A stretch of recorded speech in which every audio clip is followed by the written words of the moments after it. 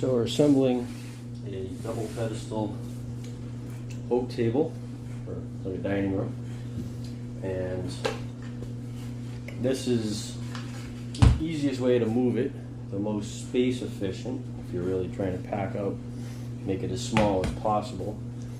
You'll have holes here in the pedestal columns, and depending on the design they can be a little different, but in this case there's one and then a blank one and then one and a blank one, so it doesn't matter as much, except look at the hole pattern on your tabletop and make sure that these studs, the way you do it, will engage correctly,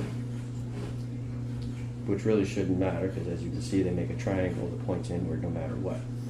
So you get your other pedestal, and you're also gonna, and then you have your, this is the connecting piece, the one that everybody's gonna rest their feet on obviously and fight over foot space on. If you've ever had one of these, you'll know how nice that is. And you're just gonna get those studs inserted both ways. It's easier if you do this upside down because you do have to insert the hardware. So now if you're looking down inside the column, you see your two studs coming through. Hopefully you have your hardware. If not, go to the hardware store. Bring one of these small pieces or a leg that has the stud sticking out of it. And the friendly people who work there will figure out how to figure out your diameter, your thread pitch, and the nuts and washers that you'll need. You want to put one washer over each stud.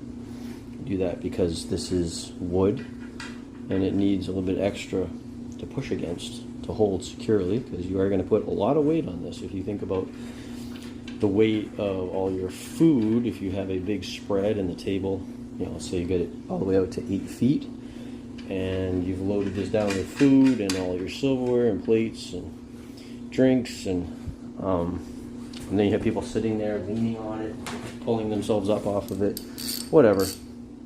And then you just simply tighten them down. And obviously, don't crush the wood, don't strip the studs, but a good solid, you'll learn the feel, but you know, don't go nuts. If you're ever concerned about having too much torque, choke up on the handle of the ratchet, get your hand up right close to the handle instead of out here on the end. This is for maximum leverage. This gives you the least leverage. You're very unlikely to strip a bolt out doing it from choked up on the head like that. Okay. Now we do the same thing on the other end.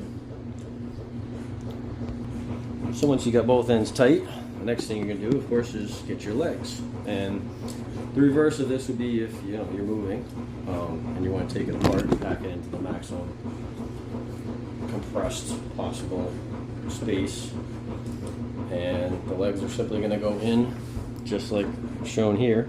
Obviously the foot you want to be up because you're upside down right now, and tighten it down. Some of them you're going to find the legs that I'm actually changing tables right now. The other table I just took down, they have a slightly different shape to this apparently, and the legs actually come out the side here. And the issue is, if you look at the end of this is flat. The one I just took apart, it's angled. So the studs go through at an angle like that. And so you need to pay attention and make sure you have your legs kind of going outward instead of inward, which is what you'll end up with if you do it wrong. This one is much more idiot-proof because you can only do them one way, unless you're going to do them upside down, which would be ridiculous.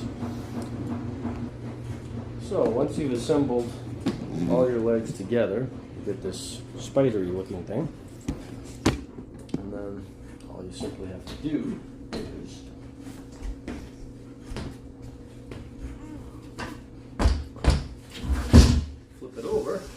now you're ready for your tabletop.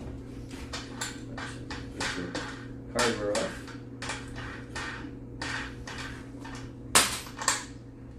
Make sure you have it someplace easy to get to. The trick to do when you're putting the pedestal in the tabletop on the pedestal is to open it. And then you can see where your bolts are and where the holes in the top are. And you can guide them where they need to be. So you lift your top.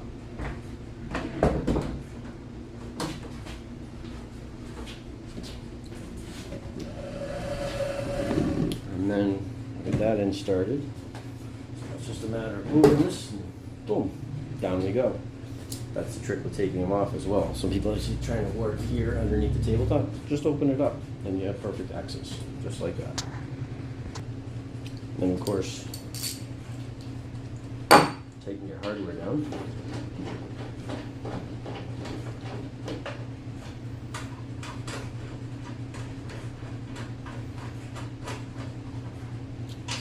And of course use your ratchet for the very end tightening.